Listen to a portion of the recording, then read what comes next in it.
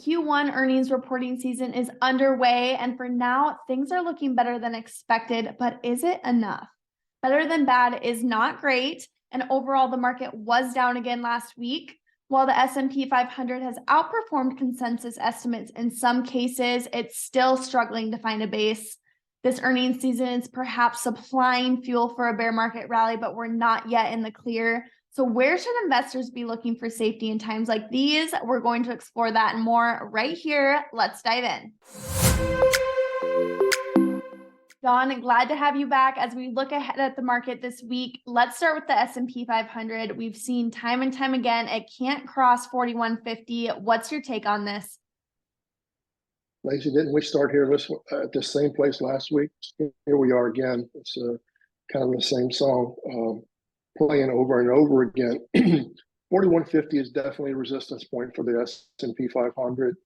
Like you say, we've seen it over and over again. Last week, it bumped its head yet again on 4150. Went above it for a day or so, but it couldn't hold it. Last week's data was mixed and bias shifted toward the negative side. Housing news was disappointing, and guess what? Inflation was still here. Until the catalyst changed, this is kind of where the market's going to be. We're going to see this waffling going back and forth. But until we get a real catalyst, a real newsworthy event, so to speak, that's going to move the markets one way or another, this is what we're going to see. All right, Don, to me, that sounds a little bit concerning. I don't know about you, but what economic reports should we keep an eye on this week? It is concerning for many people, Lacey. For people that have been doing this for a long time, it's not necessarily so. Long-term investors, this is just another blip on the radar for them. Let me give you an example. I have a couple of friends that put lots of money in the market, lots more than I have, probably lots more than you have. And I had a friend of mine tell me that he was down $3 million at the end of last year in his portfolio. That's a lot of money. Yeah. But I asked him this question: did you sell? And he said, no, quickly. No, I'm just going to keep investing. And if you take that tact, this is, like I said, nothing more than another blip on your radar. I got another friend that lost $150,000 at the same time at the end of last year on one trade. He did sell. He didn't have to. He tried to make it back this month and lost another $150,000. So he's down $300,000. And there's a lesson in there somewhere. This is not a market for people to try to time it, to jump in and out, to try and make money. You've got to really know what you're doing in trading to make that happen for you. So for me, it's better to be a long-term investor or long-term on the sidelines, one or the other. All right, let's move on to earnings season. We've seen some better than expected results, but the outlook is still in decline. Can you tell us a little bit more about that? Better than expected, yes. Not great, though. It's not something to get overly excited about, with a few exceptions. But even those, the gains were muted by resistance. There's that word again, Lacey. There it is. Don, are there any companies we should be keeping an eye on this week?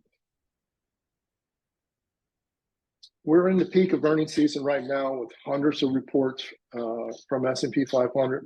Over the next 2 or 3 weeks, we'll be equally as busy.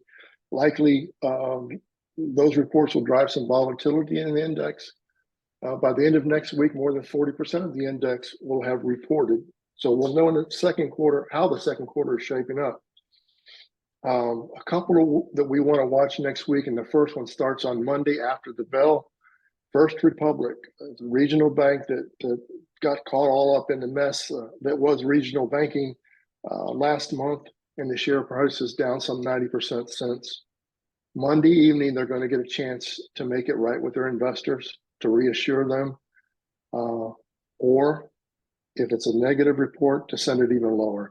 It's what I call a must-see earnings call. I'll be watching it at MarketBeat. We'll be watching it, and we'll be reporting on it. It has the potential to be epic either way, either up or down. Could be explosive. Now, Lacey, I know you've done a couple of videos on Coke and Pepsi separately, but it may be time to do a Coke versus Pepsi video. Both are reporting next week. Both are expected to report solid numbers and guidance. Guidance is important. I think there's opportunity in both, but we definitely need to get those guys on board with a Coke versus Pepsi and which one's the best. They have different viewpoints, and that ought to be fun. You know, I think that sounds like a great idea. I think that we can battle that one out. Thanks so much for the insight, Don. Is there anything else you have for us as we look ahead this week? Just keep watching the site. We've posted hundreds of articles every week. We'll have a lot of information. There's a lot of earnings reports coming out. There's a lot of stocks to follow. But I might just add right now while we're here, it's impossible to follow them all. And I wonder if I can just ask you real nicely, if you'll give this to us, if you could add a link in the description about giving a free month of MarketBeat All Access. It's so much easier to make a watch list and get notified every time a stock, there's news on one of your stocks or an analyst, changes their ratings on it. It was a game changer for me, and I hope it can be a game changer for some others. And I think a free month will help others decide whether or not it's for them. You know what, Don? I think I might be able to add that link down below. So watch for that, a free 30-day trial to MarketBeat All Access. That will be among some other resources that I'm going to link for you down below. Don't be afraid to check those out. It really will help you keep an eye on market trends, news, and updates. They can have a significant impact on your investment strategy.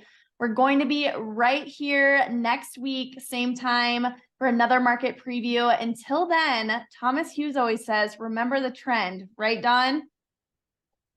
That's it. Keep it going.